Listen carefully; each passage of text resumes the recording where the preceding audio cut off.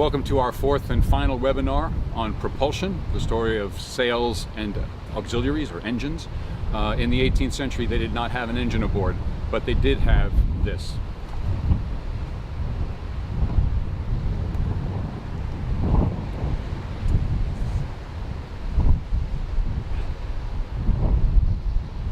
So the Hermione, just like the traditional one, the original one, has 17 sails, and they cover a surface area of 2,200 meters squared, which is, for us that work in feet, it's 23,680 square feet, which is huge. We're talking about several basketball courts of sails, and to manipulate them it takes a lot of sailors. Back in the day, the Hermione was powered or was handled by anywhere from 240 to 300 men, because they had not only to sail the ship, but they also had to manage the cannons. Today we are 80 aboard, and at any one time there'll only be 20 to 22 sailors handling the sails. And the amazing thing is that because of the miles and miles of rope that need to be handled and the weight of these sails, it can take well over an hour. And in fact, the best time we've had is about an hour and 15 minutes to set all the sails at once.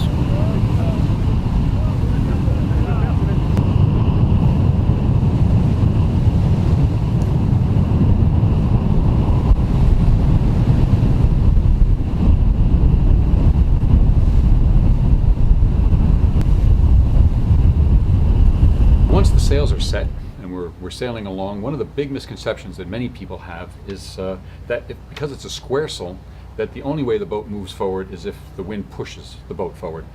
And that's true if the wind is directly behind us. In fact, square sails do work by pushing the boat in that case. But most of the time, the wind is coming across the ship or actually from in front of the ship. And in that case, the sails need to be turned to allow the wind to blow across the sail, not from behind it. And in fact, it's just like the wing of an airplane. The sail pulls the boat forward because there's a draft in front of the sail. There's a low pressure in front of the sail and a high pressure in back, and that actually sucks the sail forward, which pulls the ship. And there's a demonstration I can do for you. If you can try this on your own, just take a simple piece of paper and you blow as hard as you can over the top of it. You're going to see my breath lift the sail. If I blow hard enough. There you go. And that's the lift that causes the ship to move forward most of the time.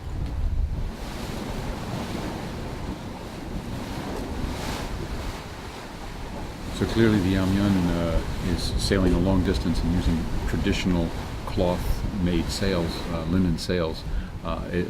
She's putting those sails to a real test, and as we sail across, there's going to be times when they need to be maintained, and that's why we have a sailmaker aboard. Anne is constantly watching the sails and calling on sailors to help her restitch sails as we make our way across. In addition to that, she's also teaching us how to make a sail while we sail. So we're actually in the process of putting together by hand a replacement sail, and teaching all of the sailors how to stitch and the functionalities of that sail, so that we all learn while we make this trip. Once we're done using the sails, there are two ways to stow them. The first part is called carguing, which is to just bring up the bottom of the sail to take the wind out of it, essentially. But then when we're really done, we need to furl it completely. We need to put it up against the yardarm, and that's what my co-gabiers are doing up above me. So obviously we love sailing, but that's not always possible. Sometimes there's no wind, or it's coming from the wrong direction. And in that case, the Hermione, being a modern ship, has an advantage over the 18th century. She's powered. She's got auxiliaries. And the way it works is that these two generators, 400 kilowatt generators, power two electric engines that we're going to see later at the aft end of the ship. In the meantime, though, the engine that you're hearing right now has nothing to do with propulsion. It's actually feeding the ship electrically to keep the refrigerators, the washing machines, the lights on board all functioning. That's what you're hearing right now. So coming out of the engine room, we're now in a space where things are maintained. And this is the chief mechanic's space, Philippe, who's not here right now.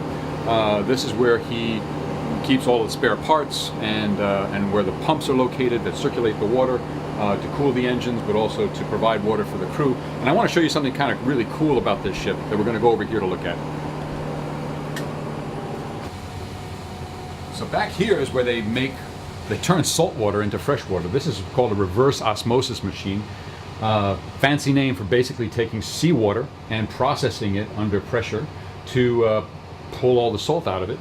And it ends up giving us fresh water. But there's still also bacteria that can be in it. And so this boat has something that I've never seen before, but it's really fancy. It's an ultraviolet device. All the water passes through this silver tube back here, is exposed to UV rays, which purify the water one step further. So this system gives us an endless supply of fresh water, but of course, we're all sailors at our origins, and we're going to be really careful not to abuse that because it takes energy to make this water, and we're conscious of that. Follow me. We're going to stop here just 1 minute because we're happening going through here. You might recognize this. It's called a kitchen, which might be very strange to find it in the bilge of a boat, but here we are. And with 80 hungry sailors, there's a lot of activity. Right now it's nighttime. Everyone's resting for tomorrow when we leave. But you can see that there are ovens, there are placed dishwashers, and around the corner here there's a number of large freezers to keep all our food frozen that needs to be. So continuing our way back through the ship, I want to stop here for a second. This is called the campus, or in English it would be the pantry, and it's fully stocked today, just today, for our long trip across the Atlantic. I wanted to show you that we've got washers and dryers to keep everything clean, but also just the amazing amount of food that it takes to feed 80 people while we make our way to the engines. So we finally made it. We're in the engine room. We've done the entire length of the ship, and we are now in the location where these electric pods, what you're seeing is the motor itself, and through the hull, which is right here, it goes out to this large cylinder which has a huge propeller in it. And we've got two of them, one on either side, and the pods themselves actually rotate. You saw the picture on the website. They rotate left and right to push the boat one way or the other, or stay straight to push her forward. They're pretty amazing.